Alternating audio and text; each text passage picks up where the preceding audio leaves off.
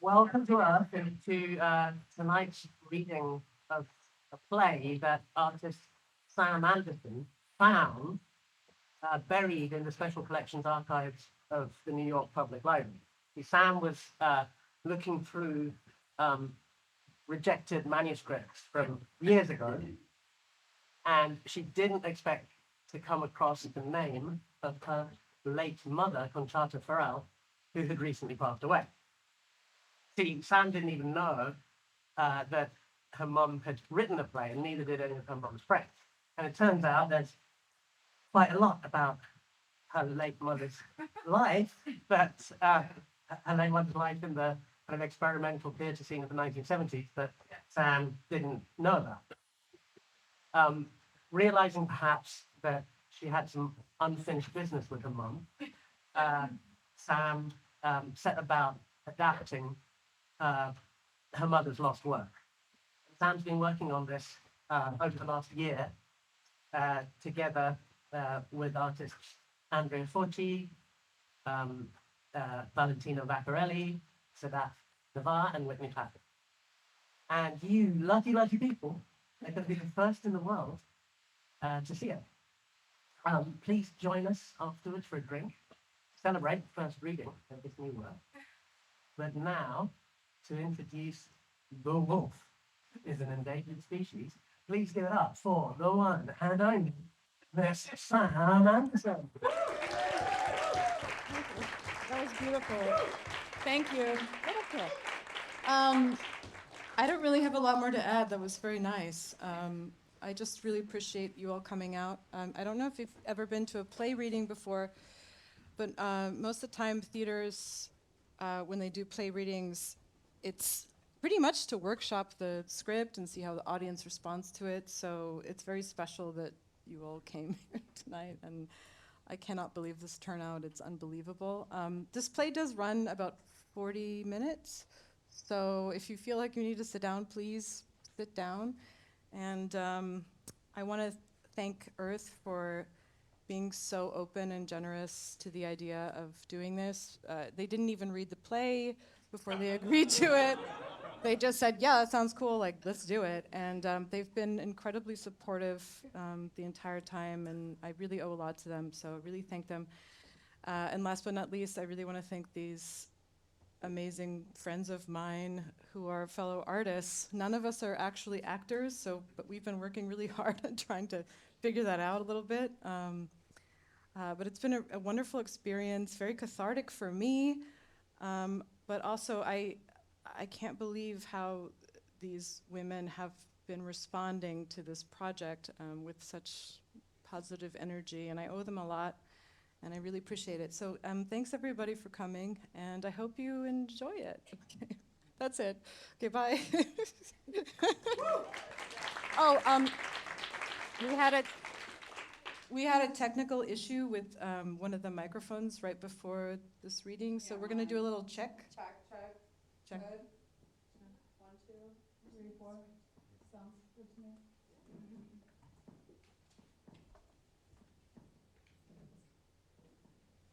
The Wolf is an Endangered Species, written by Conchata Ferrell, 1973, and Sam Anderson, 2025. Characters in order of appearance. I'm Andrea Fourchy. I'm playing Anne, early 20s, aspiring actress, assistant to Meryl. Green, ambitious. She is not fond of Barbara.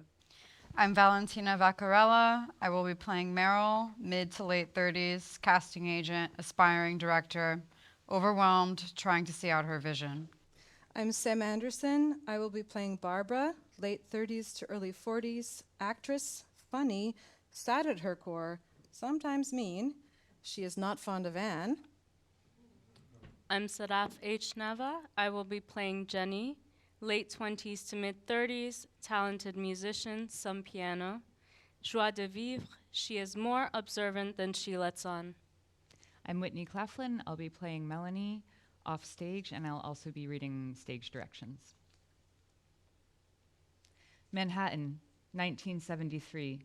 November, early evening. Lights fade up on a large studio. This is Meryl's home and workspace. There's a door that leads to the hall, stage right. The hall leads to another room off stage. Audio tape reels are piled near this door. There are 2 small printed sofas and a chrome glass coffee table, stage right. There's a costume rack between the couches and several medieval costume books piled on the coffee table.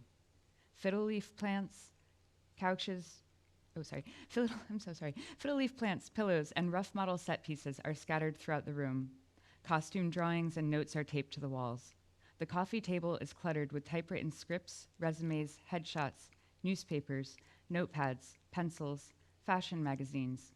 Lauren Hutton on the cover of Vogue, October 1973, is one of them. Several After Dark magazines, some playbills from current and years past. There are 2 ashtrays, 1 typewriter. There's a telephone in the room somewhere with a stuffed Rolodex next to it.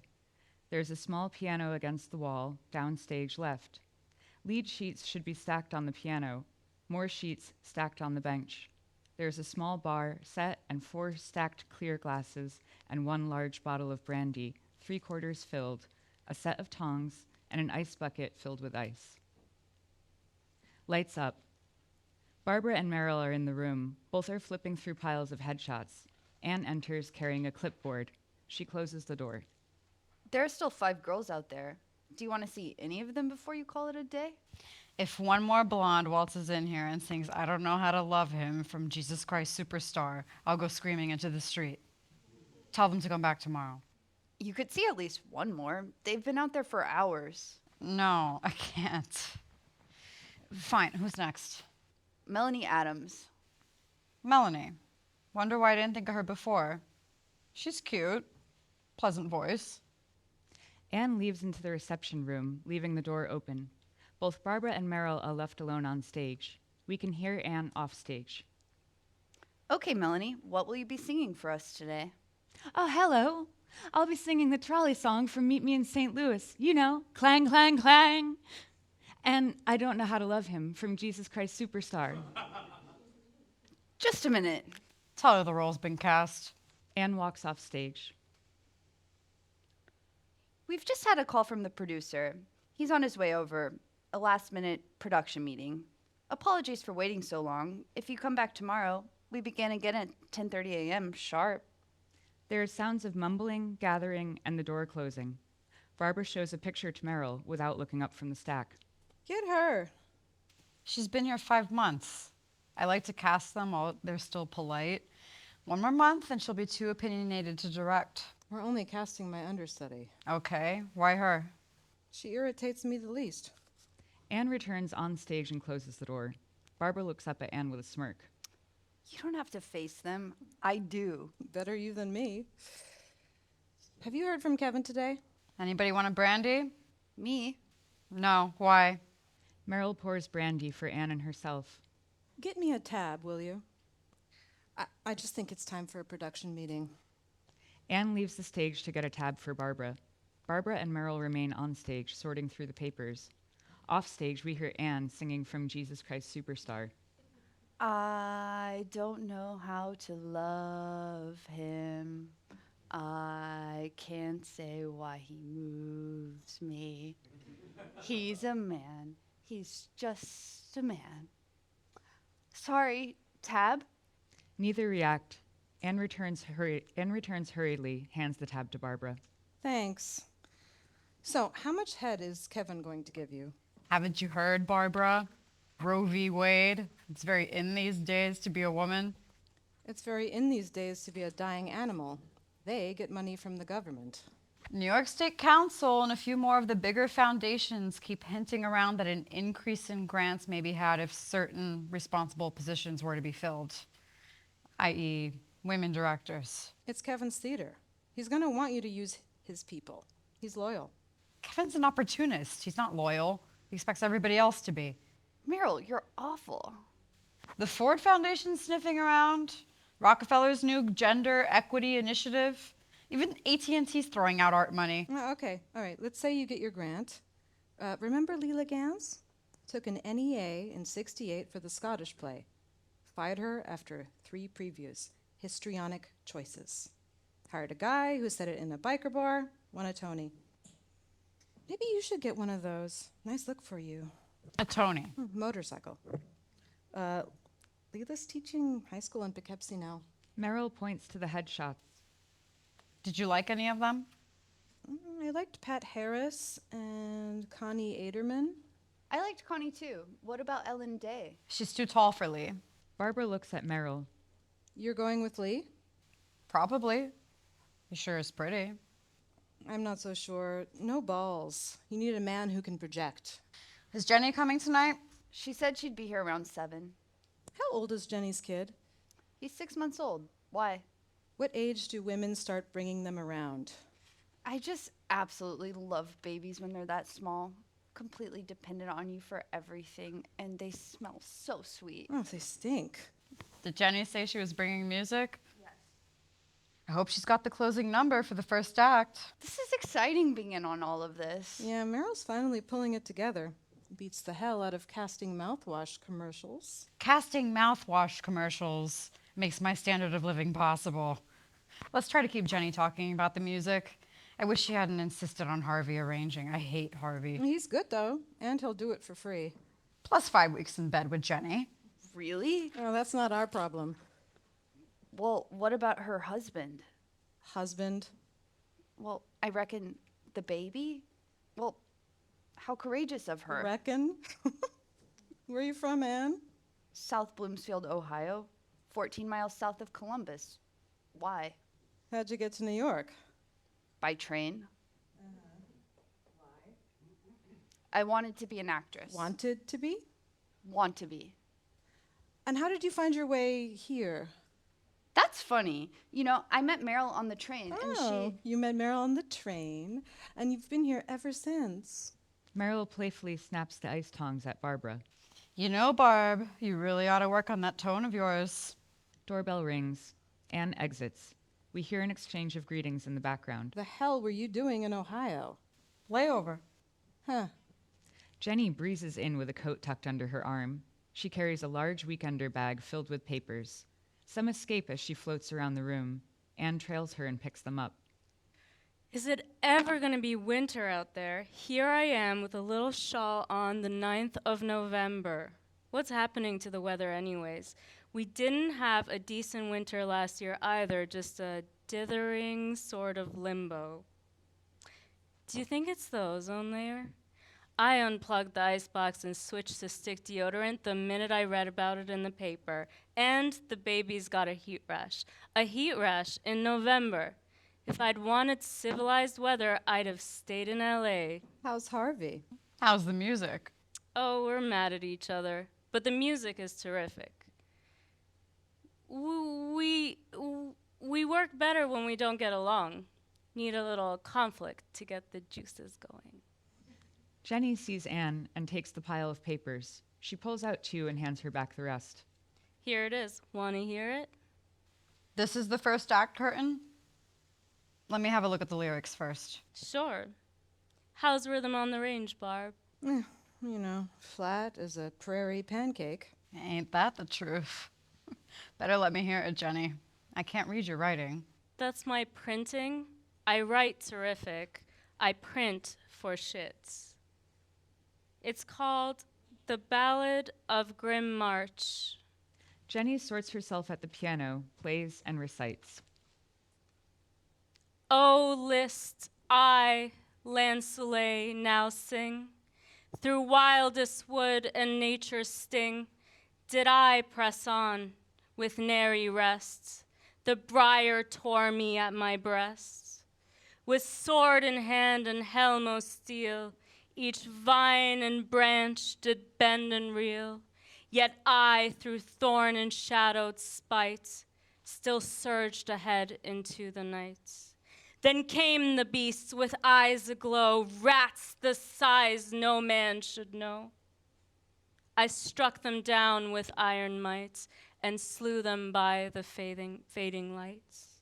Through battles fierce I hewed my path, through men and steel and blood and wrath, where maces flashed and spears did thrust, and life was ground into the dust. I passed by men upon the rack, their bones stretched thin with tortured crack. Yet onward still I held my sword, as screams did fill the endless ward.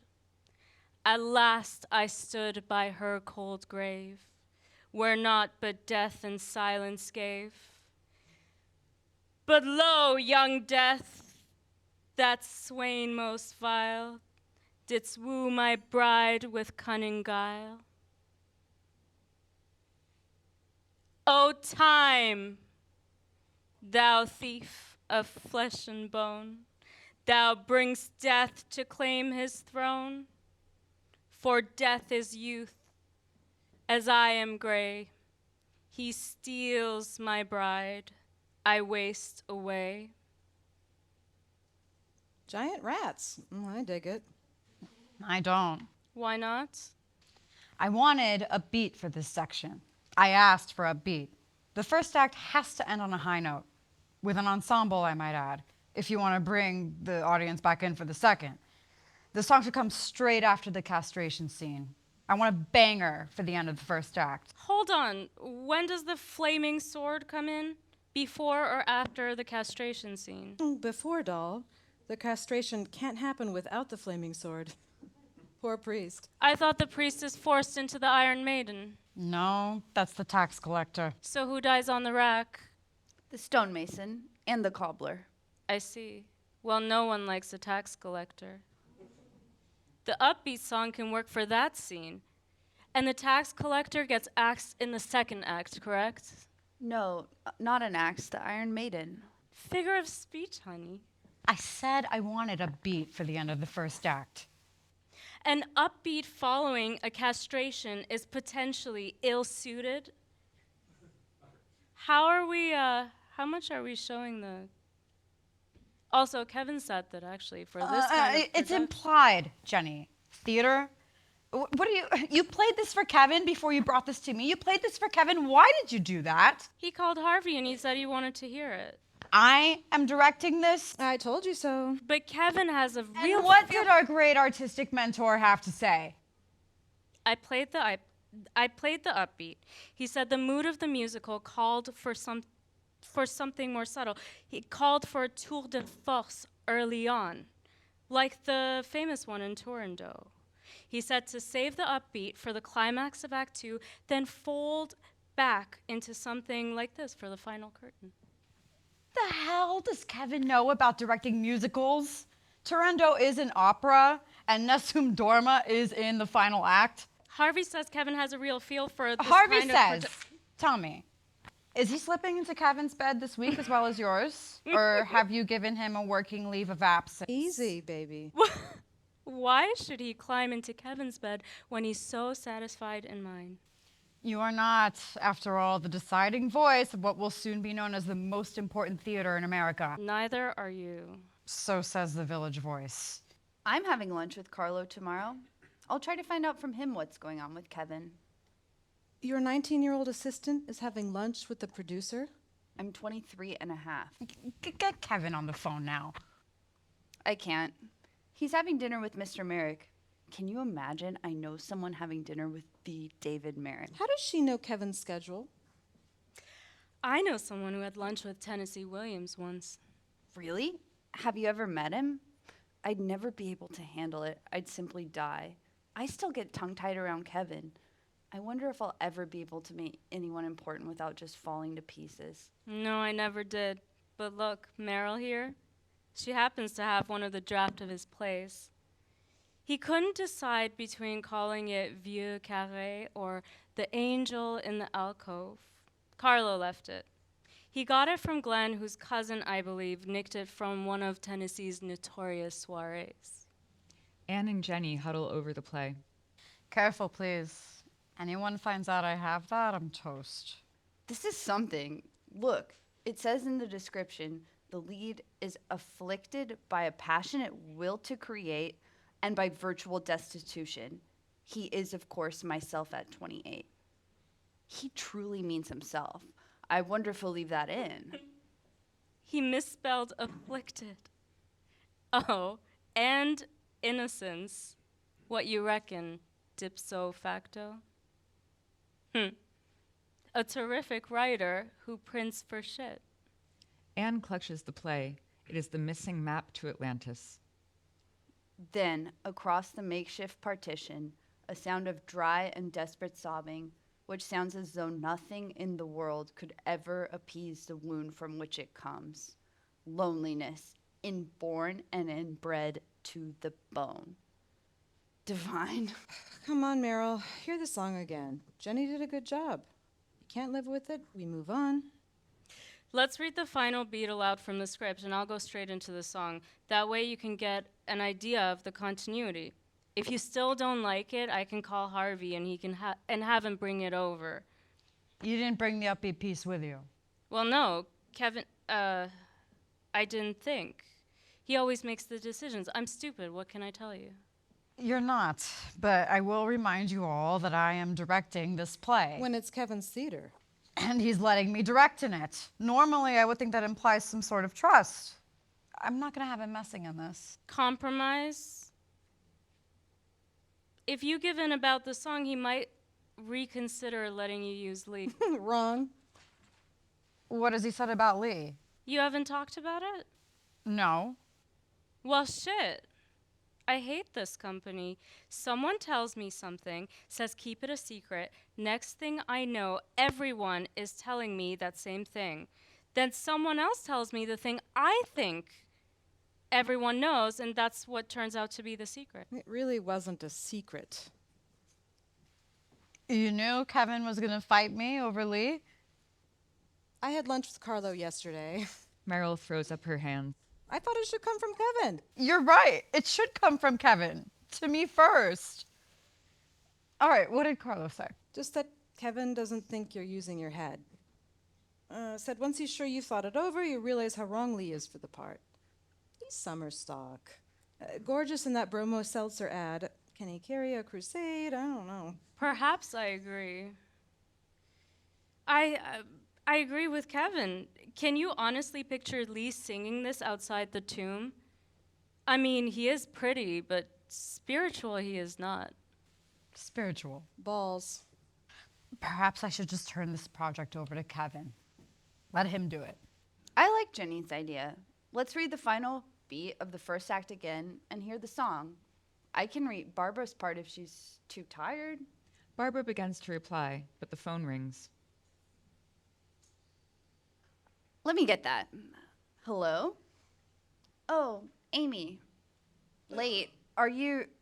Is Amy late? Was Amy supposed to be here tonight? She's doing props. She probably needs notes. You did. Impressive. Amy got an A on her French exam. Jesus. No, I haven't talked to Carlo today. I'm having lunch with him tomorrow. What? She's heard something we haven't. Oh, Amy had lunch with Carlo today. You can tell me. Kevin talks to everyone but me. Kevin talks to Carlo. Carlo talks to everyone but you. She's here. Anne has received shocking intel. She glares at Barbara for the remainder of the call. You're kidding. What is this? Kevin and I are supposed to be friends. As much as he can allow himself to be friends with a woman. Not a word, naturally. Okay. No one minds you being a woman half as much as you do. You gonna start with me? I don't need it from you. Sure, I understand. Do you want me to call Harvey and have him deliver the upbeat? It was dumb of me to have left it. He wouldn't mind bringing it over, honest. All right, see you soon. Anne hangs up the phone. Her wheels are turning. Amy has to stop by the theater to pick something up, then she's coming here. If you're gonna call Harvey, can you ask him to stop by the health food store and pick me up a couple of Tiger Milk bars? That's candy. I thought you were dieting. She's always dieting. I can have candy if it comes from the health food store. I gotta call him anyways. I'm out of Pampers. They saved me when they came out with that extra absorbent kind. Can I use the phone in front? I know you don't like baby talk. I don't think I could deal with Harvey tonight. Right, I forgot. You hate Harvey. I don't exactly hate Harvey, but Sure you do. I don't mind. I never like guys that anybody else does. If I like them, they're no damn good. Talented, but no damn good. Isn't everybody? You must tell me where you go hunting. Anne slowly slides the Williams play in her bag. No one notices. She looks out toward the audience. Her eyes are misty. My father often took me bird hunting, ever since I could remember. We get up at 6 a.m., have some coffee, cream of wheat, and then we take to the fields. He had a 12-gauge automatic. I could barely hold the thing. I was so small. So I carried my slingshot. I gather pebbles along the creek. Barbara and- interrupts, laughing wildly. Anne is sour grapes. The fields. Good God, are you always on? Auditions are done for the day, baby. Now, if you want to come back tomorrow, we begin again at 10:30 a.m. sharp. Bryce, can we please just get this shit sorted? Sure, I'll call. But isn't it funny? We can't seem to get work done when there's more than two of us in a room. Somebody always talks about if somebody's getting laid, and bang. You know what I hate? The only way I can actually stop myself from talking about sex is when I'm sitting right next to a man. Then I can work. Sad state of affairs. Okay, Jenny.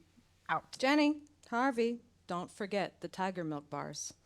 Jenny throws a lazy two-finger salute towards Barbara as she exits and closes the door. Meryl, can you pull the headshots of Pat and Connie? Ellen, too. I like her. You know, she looks like Lauren Hutton. She's an Amazon. Your Lee isn't a midget. He's at least 5'10". Barbara, you're taking Kevin's side in this. You know, I'm hurt. I expected at least your support, considering you're also starring in this production. I waited 13 years to do some real work in this company, and if I fail, it ain't gonna be because I couldn't move without some fucking man supervising me. Okay, spare me the militant dogma. You don't try to raise my conscientiousness, and I won't try to talk you into buying a motorcycle. Deal? I'll have Lee dye his hair, okay? Maybe grow a beard. He won't look like an ingenue if he grows a beard. Barbara laughs. I envisioned Lee as the leader of the Order of the Teutonic Knights. Okay, look, this ain't a conspiracy, okay? Kevin didn't tell me anything. Carlo did. All Carlo said is Kevin is dead set against Lee. He's never seen him act. I bet he has someone in mind. One of his cute tricks. He's never seen you direct. How come he's sure you can do it? Is he sure? He gave you the production. Can you think of anyone better? Jenny enters. Sure I can. Some guy somewhere's gotta be prettier than Lee. A pretty, experienced actor who's got the balls to sustain a whole play. I'd consider most anyone else. I don't know, Michael Landon. God, I miss Bonanza. I'd bet Michael Landon in a hot minute. You think we can get him? Too expensive, I imagine. You feeling frustrated, Barbara? Can't seem to keep your mind off balls tonight. Barbara is silent, but reacts to this coming from Anne. See? Just like me in 6 months. Who is? Me. You don't count. What about Sam Shepard? Sam's tying things up over at La Mama. I thought you wanted someone from the company. I hear he's bow-legged. I can personally confirm that he's not. Twice. All right. What'd I tell you? Someone mentions getting laid and bang. Should we all just quit and start baking brownies? Meryl, watch out. Histrionics. All right then, let's focus. Harvey's gonna try to intercept Amy. He'll give her the lead sheets. If he can't find her, he'll drop them by. But I told him you're in a bad mood, so he can't come up. Barbara, he's getting your candy. Ooh, it's so nice to have a man around the house. Meryl, about the song, I think it's one of the best I've done so far. I didn't say we couldn't use it. I said I don't want it for the first act curtain. I'm thinking about position. Barbara is on her feet, perusing the clothing rack. Ooh, Paris silk. Paris tweed. Humor me. What do you think, Barb? I think I want to drink a cup of coffee, read the Evening Post, have myself a cigarette. Anyone else for coffee?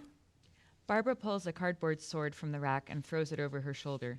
She sings as she exits. Just a guy in pipe and slippers who will share your breakfast kippers and will help you zip and unzip your zippers. It's so nice. What's going on with you and Kevin, Meryl? I never know. We're in trouble until the messages filter in through Carlo. Who can say? We've been on and off the past 6 years. It could be simply we don't like each other. Or he's giving you something he can't direct for a reason. But I've been after him to let me direct for at least that long. When he finally said yes, I thought he'd trust me to do it. And what does he do? He turns daddy on me. Maybe you intimidate him. Intimidate Kevin? No, Anne. Barbara returns with coffee, settles on the sofa to read. Plenty of coffee on the burner. Well, Meryl is awfully definitive sometimes. I believe that. I'm not gonna say that thing about catching flies. No, I am. You gotta put the charm on, Meryl. Be the fox. Meryl, drunk, laughs, brandy in hand. She sips throughout. Be the fox? This isn't how to be the office Venus without losing your job. It's my project. Me, Miss Mademoiselle Two Jobs. I asked for something serious. Kevin finally throws me a bone, and it's the spring musical on a papier-mâché budget. Fine, I can work it. I can do the Crucible on roller skates. They get their long lunches, we do the production meetings on their behalf. When we do go to lunch, thank you, Carlo. It's one-on-one as to set us broads against each other. So we waste time squabbling like we are now. To prove I can't do it. You know, Kevin just invested in some NYU Yahoo. $5 grand on a sound sculpture. If you can believe it. Field recordings of glacier movements. What's that like? Clink, clink, clink, clink.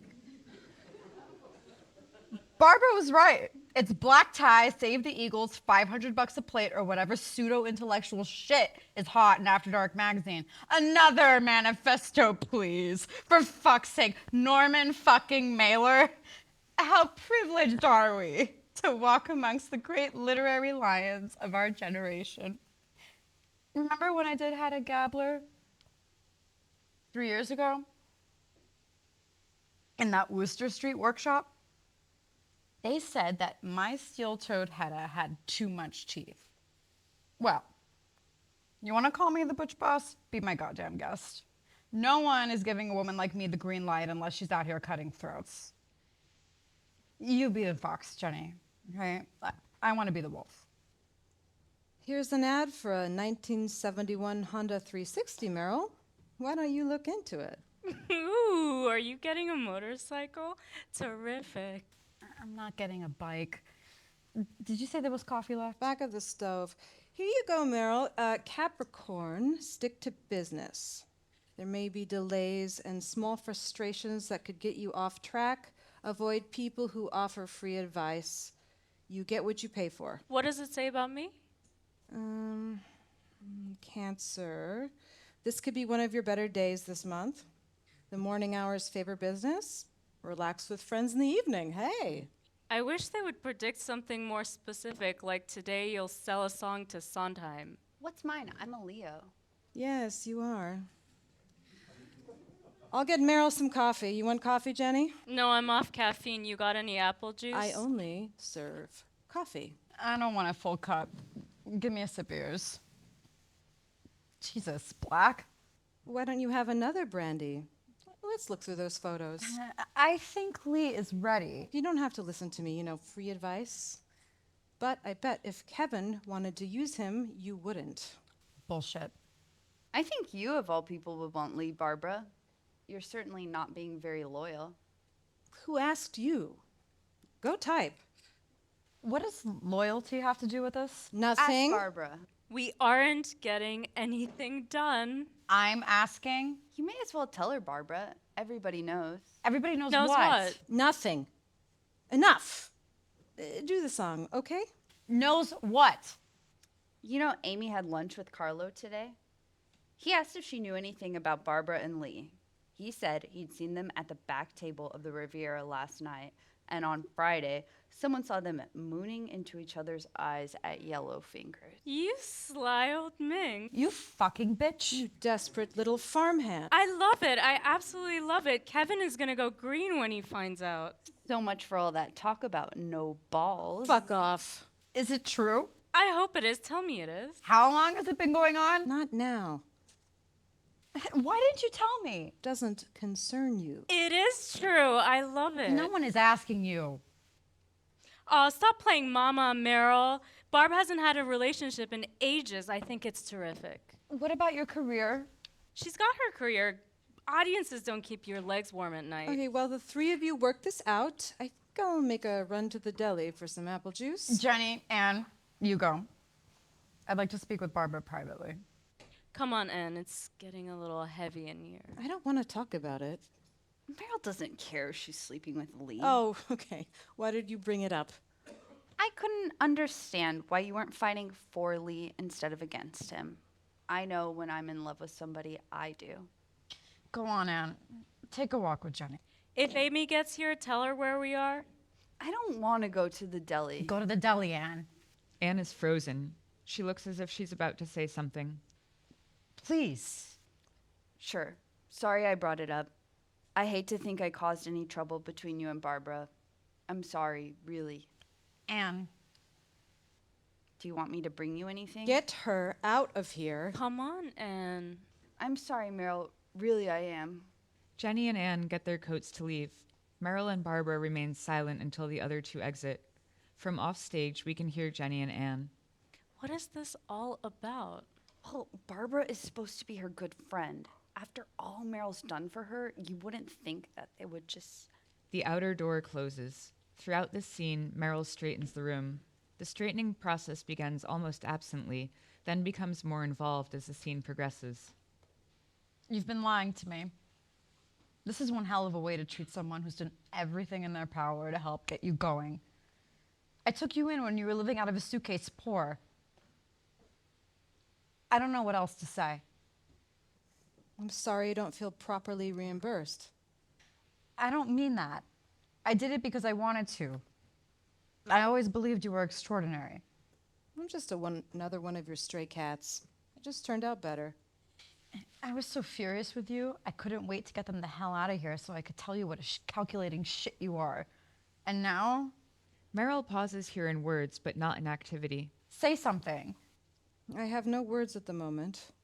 Meryl picks up Lee's headshot and looks at it. She turns and looks at Barbara. Lee? Lee, Why? he was available. You know, that doesn't happen for me very often. You've got Miss 23 and a half. You always have someone. You don't need me. Anne admires you. Anne is jealous of you. I never said anything about us. You know, something is off with your Anne. Stick her on a train, shuffle that little shit all the way off to Buffalo before she murders me in my sleep. She's just green. She works hard. She fits here. Well, she fits wherever she wants to fit, the wicked little sponge. Have you seen it? How she does my hands? She's a hick. She's a hack. She's a parrot. She's a sponge. She's the Wicked Witch of the Eastern Railroad. Anything else, Barbara? Or did you know that she's bad news? You brought her in to punish me? Because I wouldn't go public. You ran into her at the train station in Ohio. Now you sound jealous. What do you want? Everybody always knows who I'm sleeping with. I parade them around. I wear them like a pin. Look what I've got. I never told anyone about us. I did what you wanted, though it murdered me. You know how I feel, Barbara. Barbara gets up and closes the door. I wish you didn't, I don't wish I didn't. You're important to me. as you are to me. Then why? I need a man. You're getting compulsive. Have another brandy and sit down. Meryl pours another brandy and carries it with her around the room, Lee's headshot between two fingers on the same hand. You want one? I still have my coffee. Must be cold by now. You want me to get you a fresh one? I'm good. You didn't want me to cast him because I would have found out? No, I meant what I said. He's not ready. He's young, you notice? We'd look ridiculous together on stage. Turando or Baby Jane? Harlow's already laughing. Everyone shows up for me. Lee gets overlooked. It all goes sour. Let me have this. I want to work with you. I think that we should work. I can't work until we get something settled. When did you decide you need a man? I've always needed one. Bullshit. No. Then you've been lying. I remember the night you opened at Reno Sweeney's. The audience rose to its feet when you finished your set. Do you remember what you said? No man's ever made me feel like this. That's still true. And when you began to pull away, I can't handle anything heavy. I want to act. I can't do that and handle a heavy relationship. Meryl, And I bought it. I wanted you to have it all. please sit down. You are making me very nervous. Barbara mustn't be made nervous. Heaven forbid Barbara should be made to feel anything. Fuck off. You need a man that's rich. Is this about pleasing your daddy? His perfect marriage to your perfect mother? You leave my father out of this. He's a wonderful man. 13 years. You think you're being shafted here? What do you think it's like outside? You're safe up there in that dark booth, swirling your brandy, posturing with the boys and all your sophisticated ingratitudes. They don't like what I'm doing? Cooked. Nature of the business. So I take what I get, Lee, if you will. I'm not getting married. And besides, who'd marry me? Don't feed me your in-between songs patter. You wrote most of it. Yes, I did. See? This. I am grateful that you came back to the company to do this show. I'm not doing it for the company. I always said anytime you got the nerve. It isn't a matter of nerve. No one's going to take care of me. What, your budget? Black bucks it, you silly bitch. Build us a giant rat. Do it before anyone else out there does. Put money in the sword, give us torture devices, paint them a radioactive blue. Barbara points to one of the model sets. Screw this elaborate Zeffirelli bullshit. Glue and paste the rest, and like you mean it. Not bad. Barbara, please, stick to the subject. Are you going to deny that you love me? No. Then please tell me why. The doorbell rings, sounds of Jenny and Anne letting themselves into the hallway. There's some impromptu conversation. I don't know any other way to be a woman. Jenny and Anne creak open the door and enter tentatively.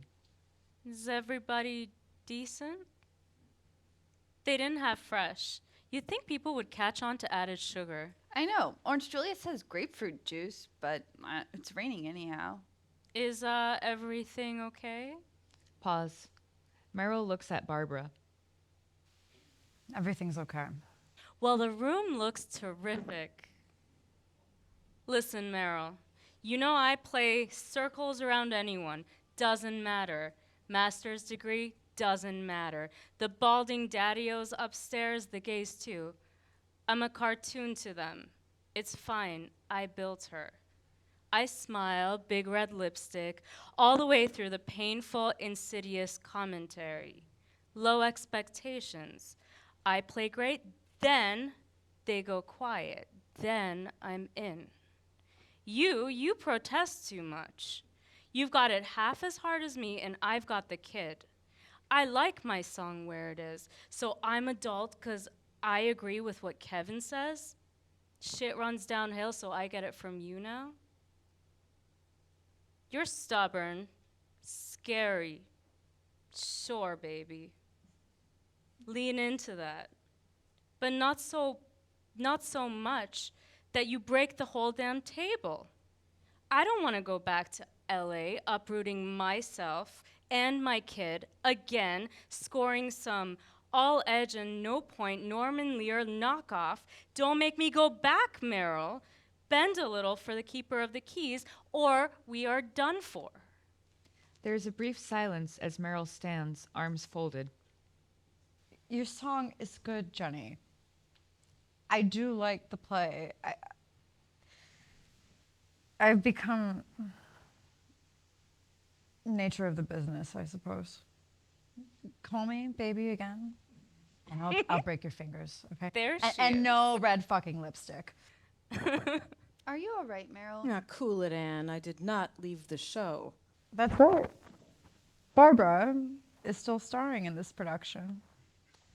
However, I'm going to let you understudy. Congratulations, Anne. You got the part. Silence. Meryl raises her glass. Barbara pours herself a substantial serving of brandy. Whatever made you say that? If you're joking, I said I was sorry. Yes, if you're joking, she said she was sorry. Do you want to understudy? You said I wasn't ready. You're doing it. It's settled. Better watch yourself, Barbara. Anne's getting good. Barbara downs her drink, lights a Virginia Slim. Yeah, I'll watch. Ever seen All About Eve? It's a great flick. Listen, Meryl. How about Martin Woods? He's a son of a bitch to work with, but he's as pretty as Lee. He sings better, and most importantly, he's macho. Do you want me to call and see if he's available?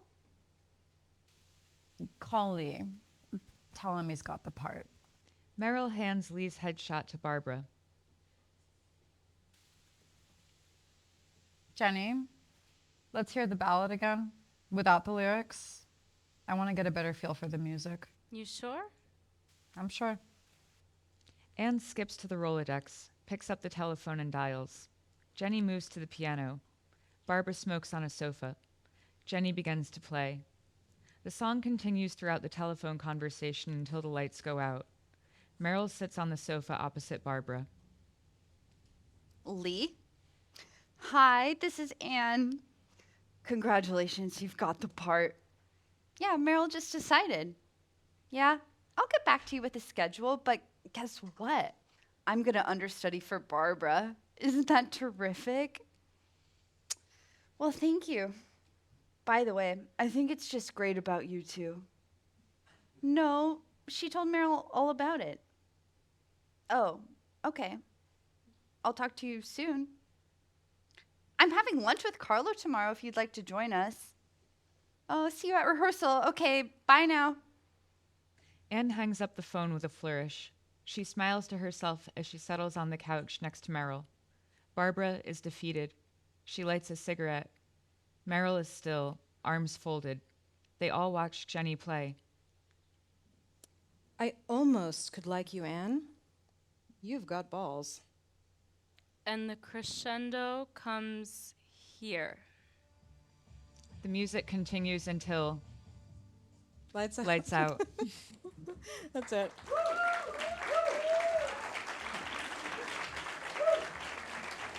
Thank you.